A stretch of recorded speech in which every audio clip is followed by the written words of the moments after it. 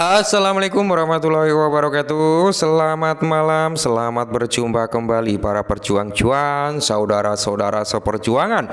Gimana keadaan kalian di malam hari ini? Asik ya. Apakah kalian dalam keadaan sehat semua atau dalam keadaan kurang enak badan? Semoga kalian dalam keadaan sehat semua ya.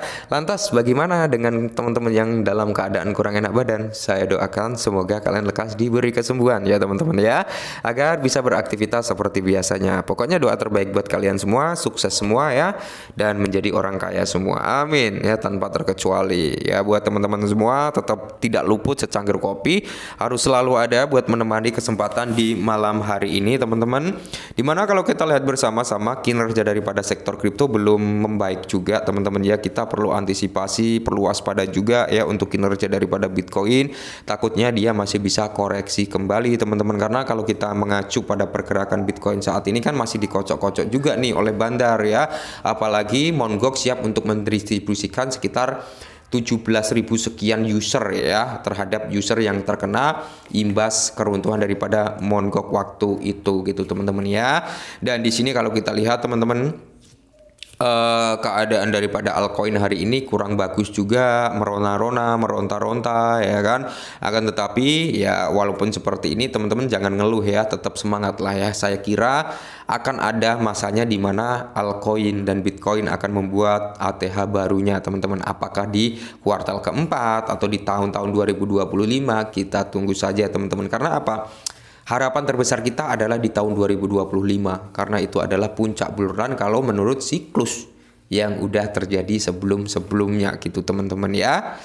Dan kita lihat dari real chartnya daily teman-temannya. Sebenarnya daily ini kita udah melihat ya, bahwasanya saya beberapa waktu yang lalu kan sempat bilang hati-hati, di sini ada yang namanya double top kayak gitu kan teman-teman ya, dimana double top ini udah terkonfirmasi dan udah terjadi koreksi. Ini adalah bentar ya, kita lihat ini di sini teman-teman ya. Ini adalah top pertama, ini top kedua ya, dan terjadi apa? Penurunan. Itu terkonfirmasi dan saat ini kan dia turun nih ya.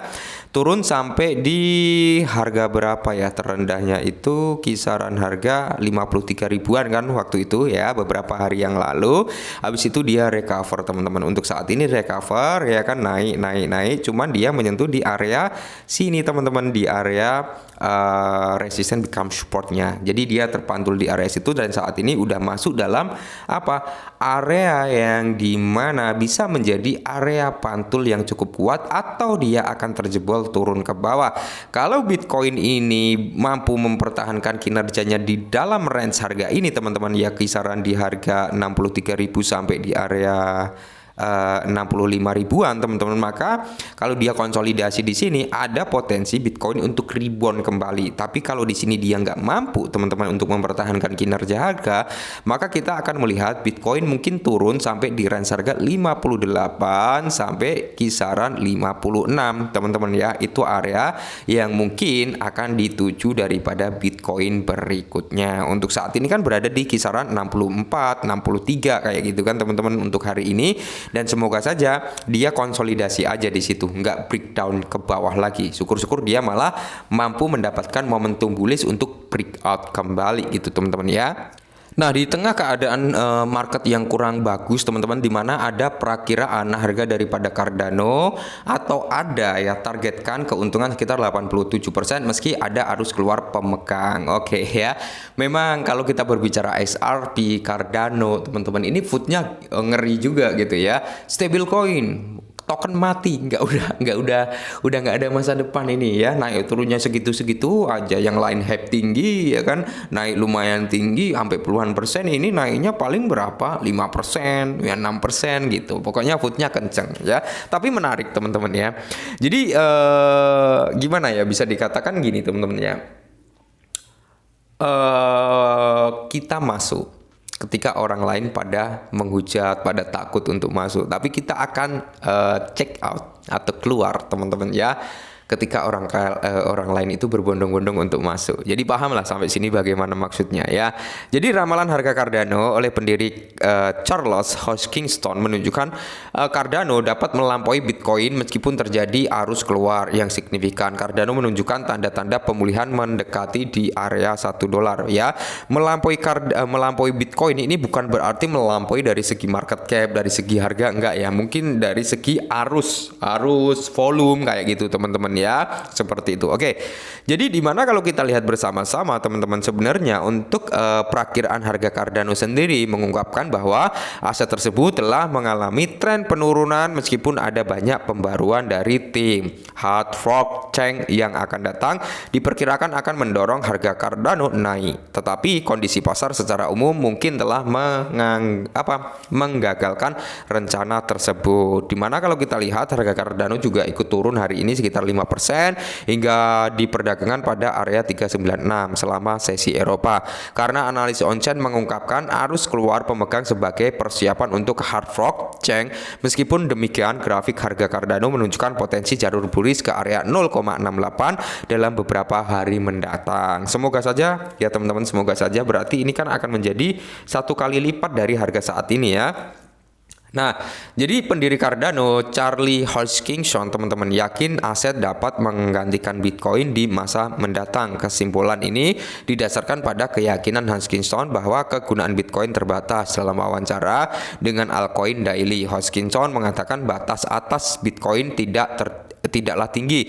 Oleh karena itu, aset tersebut dapat digantikan. Meskipun premis ini mungkin benar, realita saat ini adalah bahwa dominasi Bitcoin mungkin bertanggung jawab atas hilangnya nilai Cardano sebesar 5% baru-baru ini, hingga Cardano pairing Bitcoin juga merosot sekitar 2% menjadi di area 0,50 di belakang koma dengan kepala 616. Data dari Into the Block menunjukkan paus Cardano tidak aktif dengan aktivitas aliran masuk turun 99,79% dan peningkatan aliran keluar ya. Penurunan puncak lonjakan saat ini mungkin menandakan penurunan kepercayaan investor atau penyeimbang kembali portofolio. Oke ya. Dan kalau kita lihat di sini teman-teman ya, ini kan dia